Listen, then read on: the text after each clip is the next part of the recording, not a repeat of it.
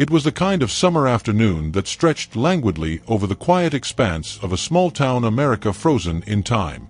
The air shimmered with heat radiating off the asphalt of the main street, which ran straight through the heart of the town. Framed by desolate storefronts with faded signs, the street seemed to harbor 100 stories long forgotten. To the left of the post office, a weathered gas station stood as a sentinel of bygone eras, its single pump reflecting the sunlight. But the centerpiece of this sleepy tableau was the Eagle's Diner, a squat building with red and white striped awnings and a retro charm that beckoned travelers and locals alike. The scent of strong coffee mingled with the faint tang of motor oil, painting a sensory portrait of a place both mundane and inviting. Inside the diner, time slowed further. The walls bore the patina of decades past, decorated with black and white photographs of the town in its heyday. A chalkboard menu perched above the counter announced specials written in a looping hand. Meatloaf, $6.99. Apple pie, $2.50 a slice. Ceramic mugs lined the shelves, waiting for the next pour of steaming coffee. Overhead, dimly glowing lamps hung like sentinels, casting a sepia tone on the patrons below. At one corner, a jukebox stood silently, its presence more ornamental than functional. The room buzzed faintly with muted conversation, a pair of truckers discussing routes, a gray-haired couple reminiscing over shared memories, and a lone man nursing a coffee as he gazed out the window at the world beyond. In the parking lot outside, vehicles told their own stories. Some bore the marks of labor, dusty, rugged pickups with tools piled in the back, while others gleamed with a polished sheen, the pride of suburban owners. Among them sat a striking anomaly, an old Harley-Davidson. Its once pristine coat of black paint was now chipped and weathered, streaked with rust that spoke of years of exposure to the elements. Its engine casing was scratched, its leather seat cracked, yet it radiated a stoic dignity. The bike was a relic of endless highways and stories whispered to the wind, standing in silent contrast to the gleaming chrome and metallic blue of a newer model parked beside it. The man seated by the diner window, Jack Hawk Thompson, caught sight of his bike and allowed himself a rare, fleeting smile. His face, etched with lines of age and burden, hinted at a life spent chasing shadows. His leather jacket hung loosely over his shoulders, the faded insignia on its back nearly illegible from wear. Jack stirred his coffee absent-mindedly, his weathered hands a testament to years of toil. The room around him may have bustled softly, but his thoughts were miles away, traveling roads he had long since left behind. The quiet peace of the afternoon was broken by the distant growl of motorcycle engines. Their sound grew louder, brazenly cutting through the calm like a knife. Moments later, 3 sleek Harley-Davidsons roared into the parking lot, their chrome glinting under the blazing sun. Their riders dismounted with a practiced arrogance that drew the attention of everyone inside the diner. These were no ordinary passers-by. They were Billy, Tyler, and Mark, known by locals as the Triad, a self-proclaimed band of thrill-seekers who treated the highways like their personal playground. Billy, their de facto leader, pulled off his sunglasses with a flourish, his angular jaw set in a smirk. His leather vest bore colorful patches that proclaimed allegiance to no club, but exuded a rebellious swagger. Tyler, shorter but louder, hopped off his bike and surveyed the area with a cocky air, his heavily tattooed arms on display as if daring someone to challenge him. Mark trailed behind, the quietest of the three, his sharp eyes scanning the surroundings like a hawk in search of prey. Despite his silence, the malicious tilt of his smile betrayed his complicity in whatever mischief his friends conjured. As the trio entered the diner, their presence disrupted the fragile bubble of tranquility. Conversations dwindled to murmurs, and heads turned toward them with a mixture of curiosity and apprehension. The sound of boots clunking against the diner's tile floor announced their arrival as they made their way to the counter. The air seemed to thicken, the tension palpable even to those engrossed in their meals. Yet Jack remained unmoved, his gaze fixed on his coffee, as if the commotion were no more than a distant echo. Tyler nudged Billy, motioning toward the window. The older Harley-Davidson in the lot had caught their attention. "You seeing this?" Tyler said, his voice loud enough to carry across the room. "Looks like someone dug it out of a scrapyard." Billy chuckled, his laughter sharp and cutting. "Yeah, a disgrace to the brand. Bet the guy who owns it couldn't tell an exhaust pipe from a handlebar." Mark leaned against the counter, his eyes flicking between the bike outside and Jack, who had yet to acknowledge their presence.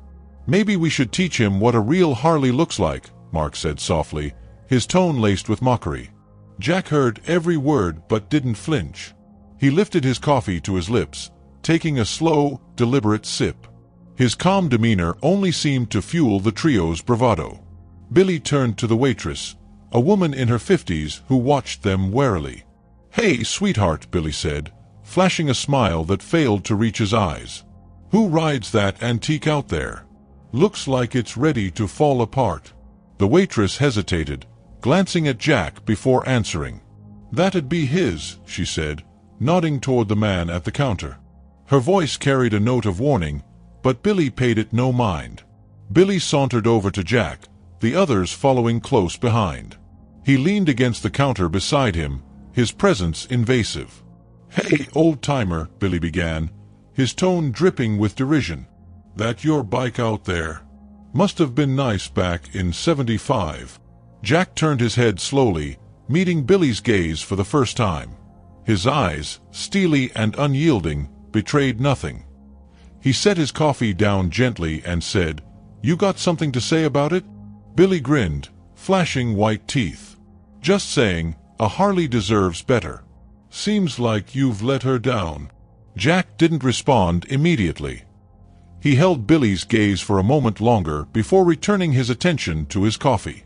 "Some things don't need to shine to prove their worth," he said, his voice low but firm. The room fell silent. The laughter that had bubbled in Billy's throat died abruptly, and his smirk wavered. Tyler and Mark exchanged uneasy glances. For all their posturing, none of them had expected Jack's calm defiance. Billy's hand curled into a fist at his side, but he forced a laugh to mask his discomfort. "Well," Billy said, stepping back, "guess we'll see how much that rust bucket can handle when we're done here." Jack didn't look up as Billy turned to rejoin his friends. But something in his posture, steady, unshaken, made it clear that he had heard and understood. Outside, the old Harley sat waiting, its worn frame a quiet testament to resilience. It wouldn't be long before the peace of the afternoon gave way to the storm brewing just beyond the diner's walls. The oppressive summer heat outside was matched only by the charged atmosphere inside the diner. Billy, Tyler, and Mark had taken their seats at a booth near the window, but their focus was far from the laminated menus they barely glanced at. Instead, their attention kept drifting back to Jack Hawk Thompson, the lone man at the counter who seemed impervious to their needling. The trio's laughter, though forced, cut through the quiet hum of the diner, their voices an uneasy contrast to the natural rhythm of the space. Billy leaned back in the booth, drumming his fingers on the table as his smirk twisted into something darker. "Man, can you believe the nerve of that guy?" he said, pitching his voice just loud enough to carry. "Acting all high and mighty like he's something special. Bet he hasn't even ridden that heap of junk in years." Tyler, ever the instigator, snorted and took a sip of his soda. "Yeah, probably just keeps it around to look tough. Old guys like him, they're all show and no go." Mark remained silent, his sharp gaze locked on Jack. While Billy and Tyler mocked openly, Mark was a different breed. He noticed the way Jack held himself, the quiet confidence in his movements, the deliberate way he drank his coffee without once turning to acknowledge them. Something about it unnerved him. "You think he heard us?" Tyler asked, grinning as if daring Jack to react. Billy smirked. "Oh, he heard. He just doesn't have the guts to do anything about it." Jack, however, remained a study in stillness. He'd finished his coffee and now sat with his hands resting on the counter, his expression as unreadable as stone. To the casual observer, he might have looked detached, uninterested even. But the more perceptive might have caught the subtle tension in his shoulders or the way his eyes flicked briefly toward the trio's reflection in the polished steel edge of the counter. The waitress approached the booth cautiously, carrying a pad of paper. "You boys ready to order?" she asked, her tone professional but edged with unease. Billy flashed her a cocky grin. "Sure thing, sweetheart. I'll take the cheeseburger, extra pickles, fries, and, he glanced toward the counter again. "A slice of humility for our friend over there. Looks like he could use it." Tyler chuckled, but the waitress wasn't amused. She shot Billy a sharp look before turning to Mark, who shook his head. "Just coffee," he muttered. Jack didn't move. The tension in the room had shifted, growing heavier, like a coiled spring waiting to snap. The waitress placed their orders and disappeared into the kitchen, leaving the trio to stew in their self-made bravado. "Think he's gonna say something?" Tyler asked, glancing toward the counter. Billy's grin widened. If he had anything to say, he'd have said it by now. Guys like him, they just... A sudden scraping sound cut him off. Jack had stood, his chair sliding back against the tile floor with a muted screech. He reached into his pocket, pulled out a few crumpled bills, and placed them neatly on the counter. Then, without a word, he turned and walked toward the door, his boots echoing softly against the diner floor. The trio watched him go, their smirks fading as Jack's presence filled the space between them. He didn't look at them as he passed, didn't acknowledge their existence in the slightest. The door swung open with a faint jingle of the bell, and Jack stepped out into the sweltering afternoon sun. Billy let out a low whistle, shaking his head. "Man, talk about a guy who knows how to make an exit. Think he's scared of us?" Tyler shrugged, but Mark's eyes were narrowed, fixed on the door as if trying to piece something together. "He didn't look scared to me," Mark said quietly. Outside, Jack approached his Harley with the same deliberate calm he'd shown inside the diner. The bike seemed to greet him like an old friend, its chipped paint and rusted frame a testament to the miles they'd shared. He ran a hand over the seat, his fingers tracing the worn leather as if drawing strength from the machine. Billy, Tyler, and Mark had risen from their booth, their curiosity getting the better of them. They gathered near the diner's window, watching as Jack swung a leg over the Harley and settled into the seat. His movements were practiced, almost ritualistic, as he adjusted the handlebars and kicked the stand back into place. "What's he doing?" Tyler asked, leaning closer to the glass. "Just sitting there," Billy muttered. "Probably trying to remember how to start the damn thing." Mark frowned. "Maybe we should leave him alone." Billy snorted. "Come on, Mark. Don't tell me you're scared of some old guy and his rust bucket." "I'm not scared," Mark said, though his tone lacked conviction. "But there's something about him." "You don't see it." Billy waved him off. "The only thing I see is a guy living in the past.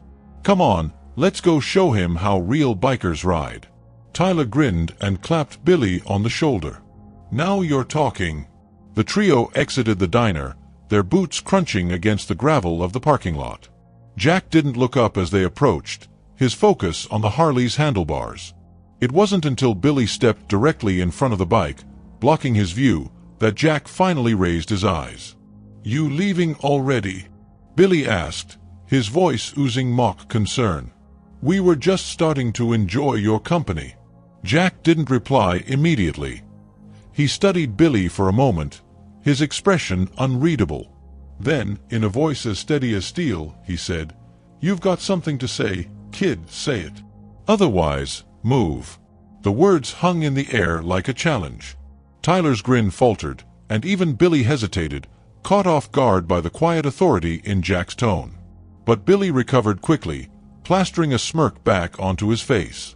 "Relax, old man. We're just here to appreciate the fine craftsmanship of your bike," Billy said, gesturing toward the Harley. "Real classic, you know. Shame it's seen better days." Jack's jaw tightened, but his voice remained calm. "You want to appreciate it, do it from a distance." Billy took a step closer, his grin widening. "Or what?" The question was a taunt, but Jack didn't rise to it. Instead, he leaned forward slightly, his eyes locking onto Billy's. In that moment, something shifted. The bravado that had carried Billy this far began to waver under Jack's unyielding gaze. There was no anger in Jack's eyes, no threat, just an unspoken warning that radiated from a place far deeper than words. Billy opened his mouth to respond, but Mark's hand on his shoulder stopped him. "Let it go," Mark said quietly. Billy glanced back at him, his pride warring with his better judgment. After a tense moment, he stepped aside, raising his hands in mock surrender. "Fine. Have it your way, old man." Jack didn't respond. He started the Harley with a low, rumbling growl that reverberated through the parking lot.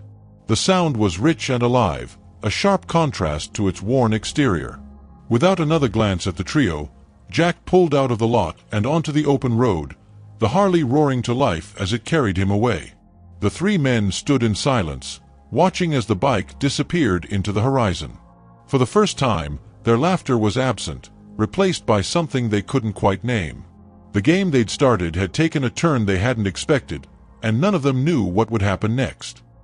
The sun hung low in the sky as the trio of bikers lingered in the parking lot, their confidence shaken but not entirely dismantled. Billy leaned against his gleaming Harley, tapping his fingers against the polished gas tank while Tyler paced in short bursts, his nerves barely contained. Mark remained silent, arms crossed and eyes fixed on the distant horizon where Jack had vanished. The hum of tension between them was palpable, a lingering echo of their encounter with a stoic man whose silence had spoken louder than words. "I don't like the way he looked at me," Billy muttered finally, his voice cutting through the heavy quiet. "Like he thought he was better than us." Tyler stopped pacing and turned to him, his grin returning as if to mask the discomfort still simmering beneath the surface. "Come on, Billy. The guy's just some washed-up old-timer. He's probably halfway to falling off that rust bucket right now." Mark shook his head, his voice low and measured. "You don't get it, do you? That wasn't just some old-timer. He's seen things, done things we can't even imagine. I don't think you realize what we just walked into." Billy laughed, a sharp, humorless sound. "What we walked into? Are you kidding me? He's nothing, Mark. Just another guy trying to hold onto his glory days." Mark's gaze didn't waver. "You didn't notice the way he carried himself? The way he talked? That's not nothing, Billy." Before Billy could retort, the faint rumble of an engine in the distance caught their attention. All three heads turned simultaneously toward the road. It wasn't Jack's Harley. This was sharper, more aggressive, a growling crescendo that grew louder by the second. Moments later, a sleek black motorcycle appeared over the ridge, its rider leaning low over the handlebars. The bike came to a halt near the trio, and the rider dismounted with a fluid motion. Dressed in a leather jacket adorned with worn patches and a helmet that obscured their face, the newcomer radiated an air of quiet menace. Removing the helmet, the rider revealed a woman with sharp, dark eyes and a no-nonsense expression. Her gaze swept over the three men, assessing them with an intensity that made even Billy straighten up. "You boys having fun?" she asked, her tone laced with an edge that suggested she already knew the answer. Billy recovered quickly, plastering on his signature smirk. "Depends on your definition of fun." "Who's asking?" The woman took a step closer, her boots crunching against the gravel. "Name's Sarah," she said. "And I'm asking because I saw a friend of mine leave here not long ago. Thought I'd make sure there weren't any misunderstandings." Billy tilted his head, his smirk faltering ever so slightly. "Friend of yours? You mean the old guy with the antique out front?" Sarah's eyes narrowed. "That old guy happens to be Jack Thompson. And if you've got half a brain, you'll tread carefully when talking about him." Mark's eyes widened slightly at the name, while Tyler frowned in confusion. "Jack Thompson," Tyler repeated. "What's the big deal?" "He's just..."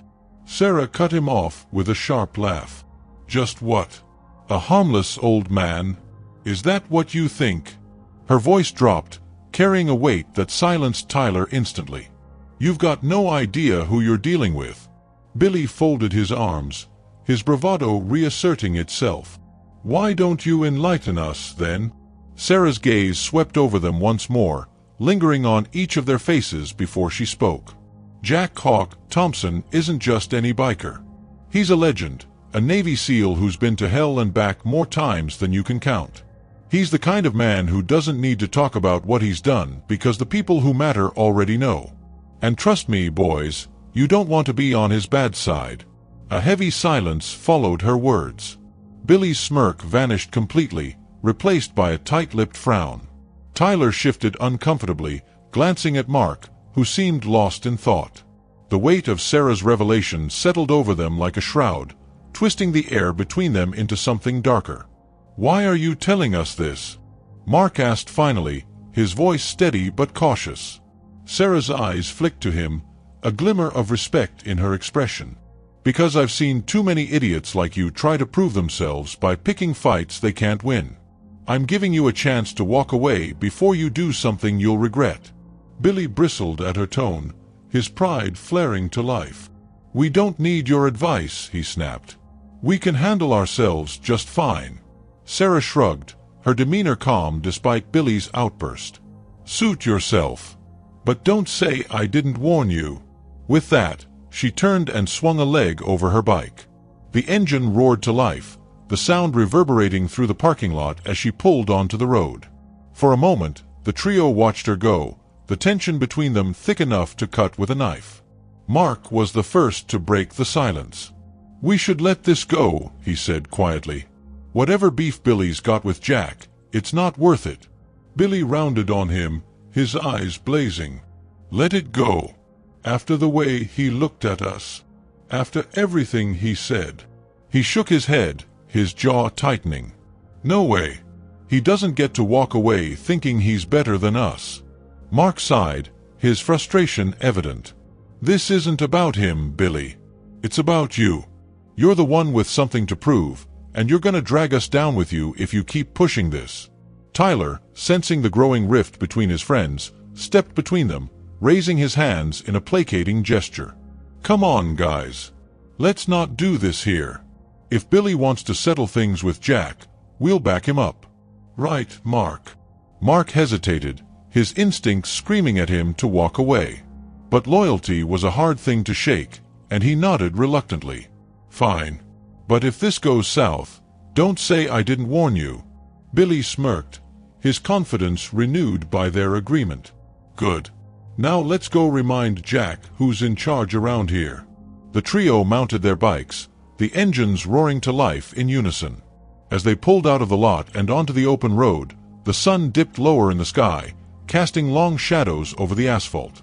Behind them, the diner stood in quiet witness, its walls holding the echoes of words and warnings that would soon come to bear.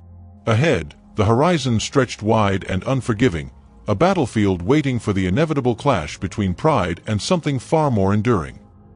The trio's motorcycles roared down the two-lane highway, the fading sunlight painting the landscape in hues of orange and gold. The air grew cooler as the oppressive heat of the day began to fade, but the tension among Billy, Tyler, and Mark remained palpable. Billy led the pack, his knuckles white as he gripped the handlebars, his determination burning as fiercely as the engines beneath them. Behind him, Tyler followed close, his usual grin replaced by a grim expression. Mark brought up the rear, his thoughts churning as he tried to reconcile his instincts with his loyalty to his friends. They didn't have a destination in mind, but that didn't matter. Billy's ego wouldn't let Jack's calm demeanor go unanswered, and Tyler's need for a thrill only fueled the fire. Mark, ever the observer, couldn't shake the unease Sarah's words had planted in him. Jack Thompson wasn't just a man with a weathered bike. He was something else entirely. Something dangerous. The road stretched on, flanked by open fields and the occasional grove of trees. The distant hum of cicadas provided a soundtrack to the fading day.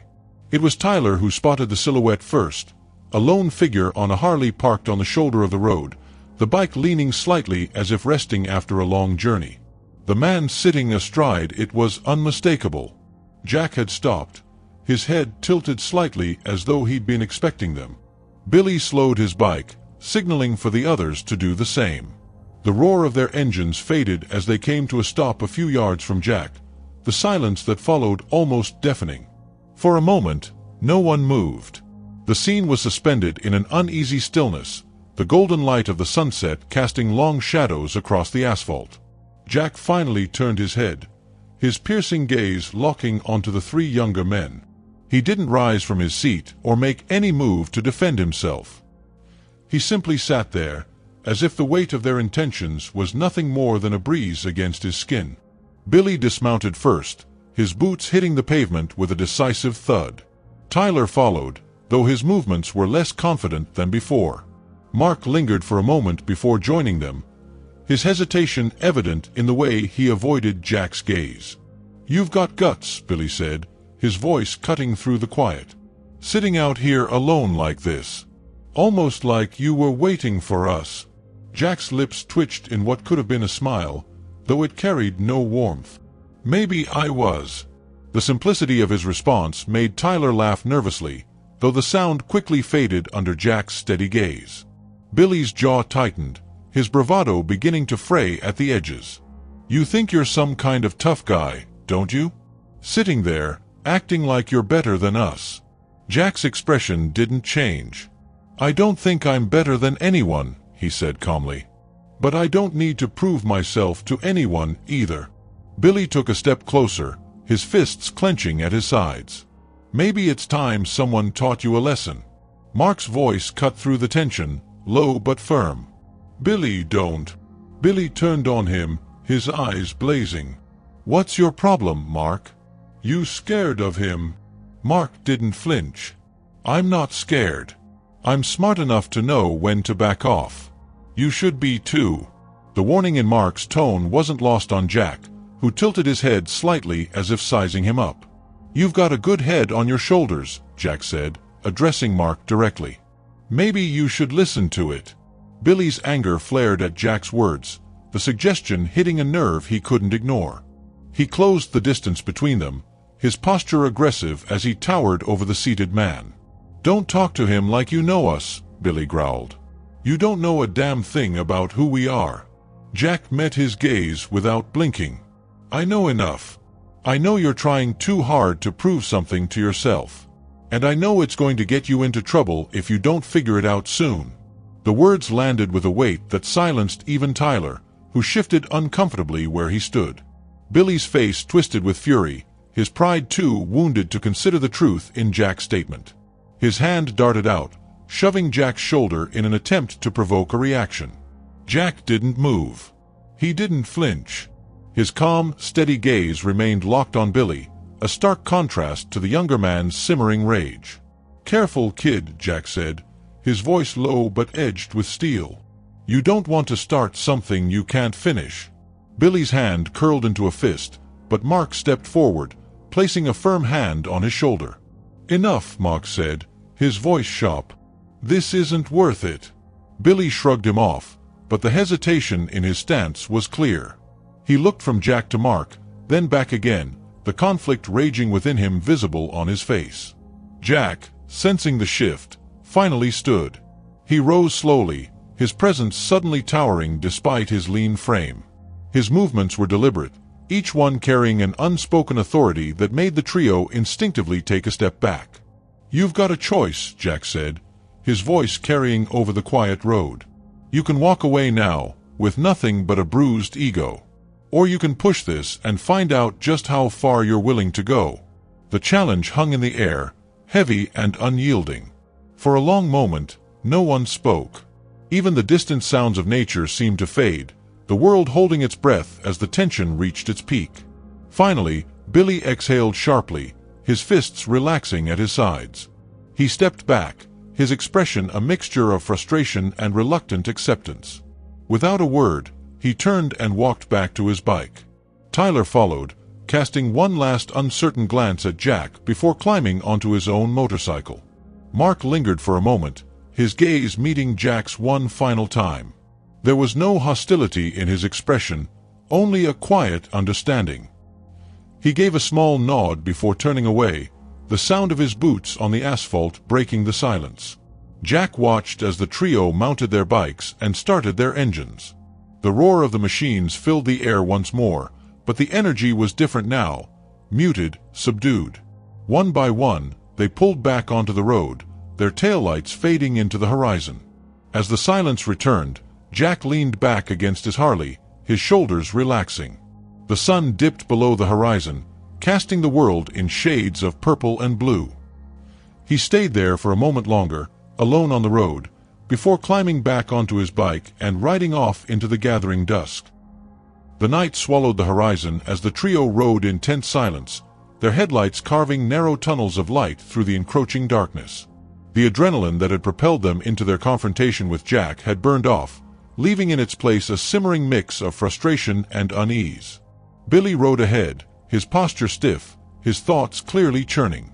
Tyler stayed close behind him, his usual bravado replaced by a nervous energy that kept his hands tight on the handlebars.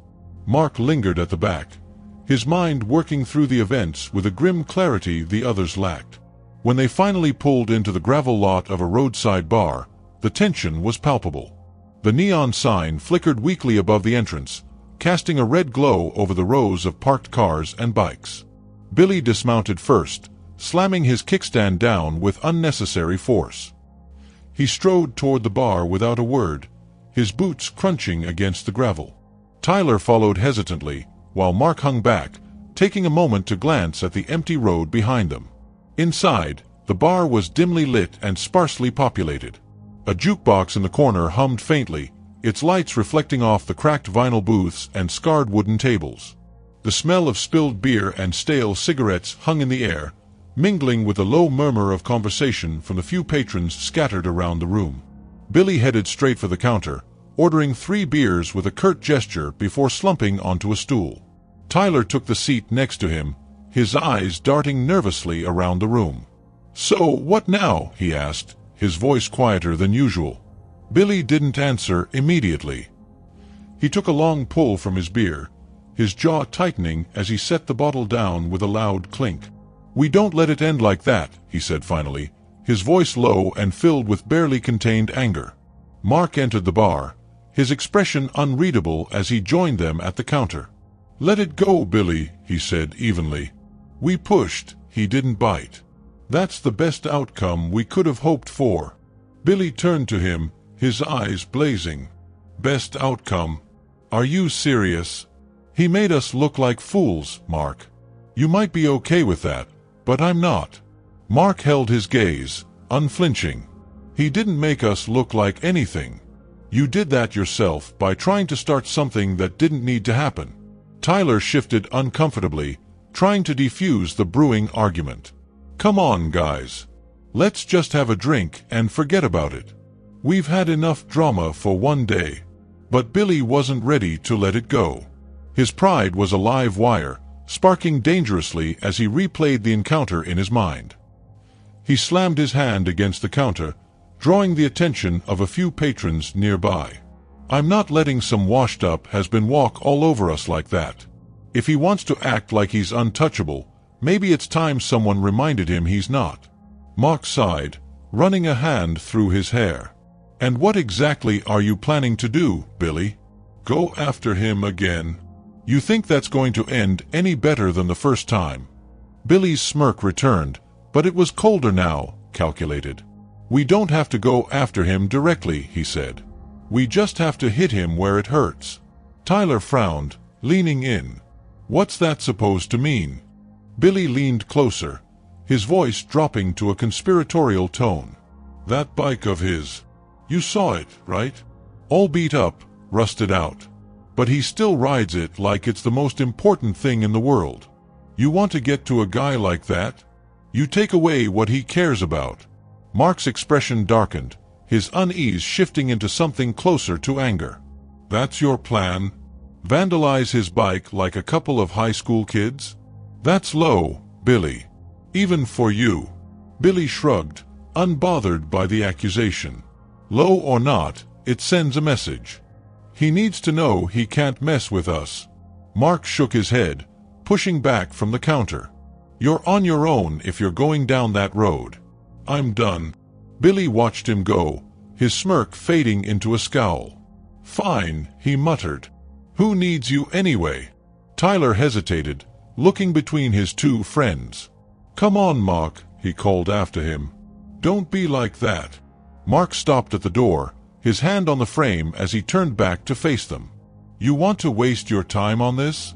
Go ahead. But don't come crying to me when it blows up in your face." With that, he was gone, leaving Billy and Tyler alone at the bar. Billy turned back to his drink, his mind already racing ahead to the plan forming in his head. Tyler, however, was less certain. "You sure about this?" he asked, his voice tinged with doubt. "Messing with his bike seems risky." Billy's smirk returned, though it didn't reach his eyes. "Trust me, Ty. Guys like him, they only understand one thing: power. You want respect, you take it." The words lingered in the air, heavy and unresolved. Tyler took a sip of his beer, his uncertainty evident. But he didn't argue further. Billy's charisma had always been his strongest weapon, and once again, it seemed to have done its job. Outside, the night deepened, the stars flickering faintly in the vast expanse of sky. Mark rode alone down the highway, the cool wind cutting through the lingering heat of the day. His mind raced as he replayed the events, his instincts screaming at him that things were far from over. Jack's calm, steady presence had left a deeper impression than he cared to admit, and Billy's recklessness was a recipe for disaster. Back at the bar, Billy and Tyler drained their beers and headed for the door. Their bikes waited in the lot, gleaming under the weak glow of the neon sign. As they mounted their machines, Billy's smirk widened, his confidence returning in full force. "Let's go remind him who he's dealing with," Billy said, revving his engine. Tyler hesitated for a moment before following suit, his doubts drowned out by the roar of his bike. Together, they tore out of the lot, their taillights vanishing into the night as they set off on a path they couldn't undo. The road stretched ahead, dark and empty, a silent witness to the storm brewing between pride and patience, between recklessness and resilience. Whatever came next, it would leave its mark on all of them, etched into the asphalt, the metal, and the choices that couldn't be taken back. The sound of roaring engines pierced the stillness of the night as Billy and Tyler rode with single-minded determination. The moonlight bathed the empty highway in a pale glow, their headlights slicing through the darkness like twin beacons of reckless intent. Billy's jaw was set, his thoughts fixated on one thing, proving his dominance over Jack Thompson. Tyler rode just behind him, his usual confidence warring with a growing sense of unease that gnawed at the edges of his mind. After miles of chasing shadows, they found themselves back on the outskirts of the small town. Jack's Harley wasn't hard to locate. It was parked outside a modest motel, its weathered frame gleaming faintly under the soft glow of a nearby street lamp. The parking lot was nearly empty, the motel itself quiet, save for the faint flicker of a television visible through one of the windows. Billy slowed to a stop, cutting his engine as he dismounted. Tyler followed suit, his movements hesitant as he surveyed the scene. The Harley seemed to loom larger than it had earlier, as though its presence carried a weight neither man could articulate. "This is it," Billy said, his voice low but charged with purpose. "Time to make our mark." Tyler shifted uncomfortably. "You sure about this, man? What if he catches us?" Billy shot him a sharp look, his eyes gleaming with defiance. "He's not going to catch us. He's probably passed out in one of those rooms. Come on." They approached the bike cautiously, the gravel crunching softly beneath their boots. Up close, the Harley seemed almost alive, its scars and imperfections a testament to a life hard lived. Billy knelt by the rear tire, pulling a pocket knife from his jacket. With deliberate precision, he jabbed the blade into the rubber, the hiss of escaping air breaking the silence. Tyler flinched at the sound, his eyes darting toward the motel windows. "Hurry up," Tyler urged, his voice barely above a whisper. "Let's get out of here." Billy smirked as he moved to the front tire, repeating the act with practiced ease. "Relax, Ty. We're just getting started." As Billy stood and turned his attention to the gas tank, the faint creak of a door opening froze both men in their tracks. Their heads snapped toward the motel, where a shadowed figure now stood at the threshold. The figure stepped forward into the light, revealing Jack Thompson. He wore the same calm expression they'd seen earlier, but now there was something different, something colder, sharper. "I was wondering when you'd show up," Jack said, his voice cutting through the night like a blade. Billy's smirk faltered, but he recovered quickly, straightening his posture. "Figured you'd want some company," he said, his tone laced with forced bravado. "Thought we'd help you get rid of that piece of junk."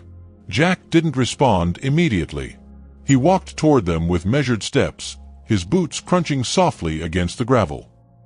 He stopped a few feet away, his eyes flicking to the damaged tires and the pocket knife still clutched in Billy's hand.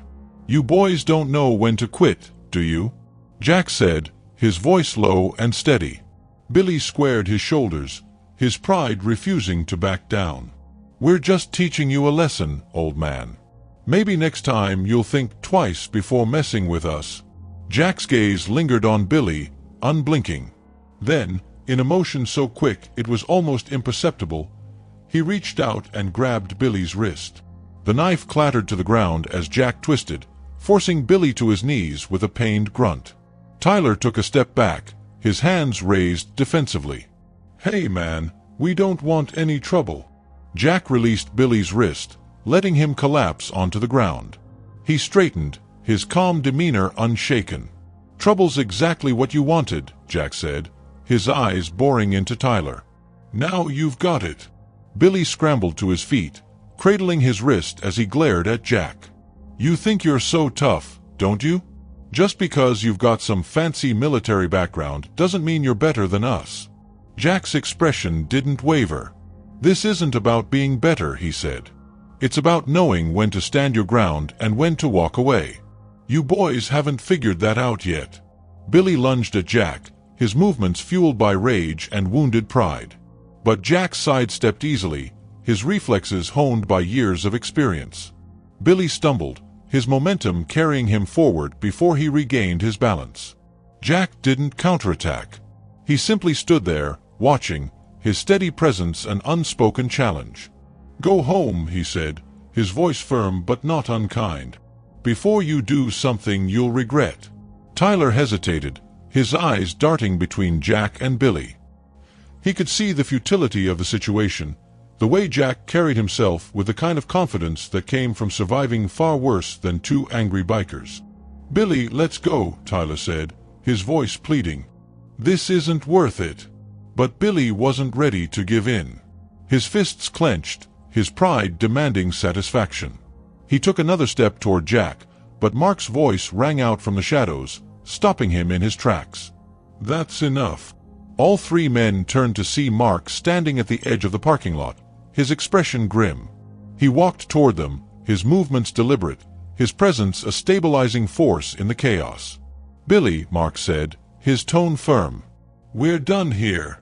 Billy's jaw tightened, but he didn't argue. The weight of the night, combined with Jack's unshakable presence, had finally broken through his defenses.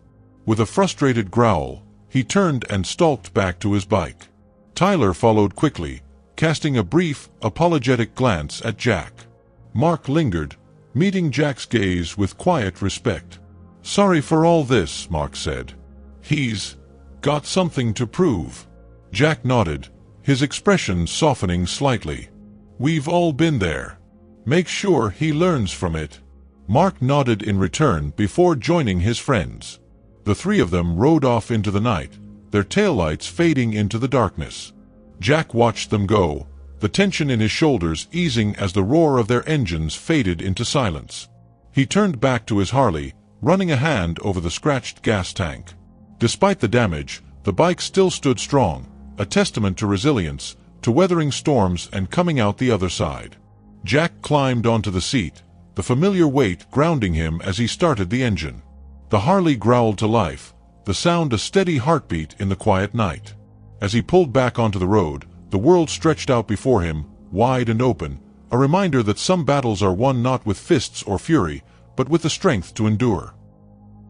If you enjoyed the story and want to see more content like this, support the channel by subscribing, liking, and turning on notifications.